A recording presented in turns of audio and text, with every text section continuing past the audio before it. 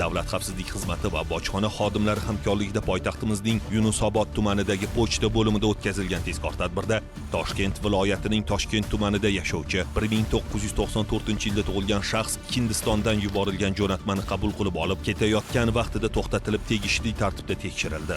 Brigabaning kapsula 100 mg. Ushbu pochta jo'natmasida O'zbekiston Respublikasiga olib kirilishda taqiqlangan bo'lgan moddalar borligi aniqlangan.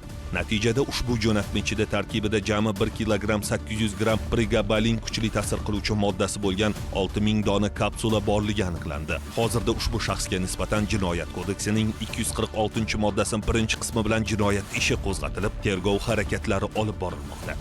Hurmatli fuqarolar, kundalik hayotda giyohvandlik vositalari savdosi bilan bog'liq holatlarga duch kelsangiz, Davlat xavfsizlik xizmatining 1520 qisqa raqamiga qo'ng'iroq qilib xabar bering. Shaxsingizning sir saqlanishi kafolatlanadi.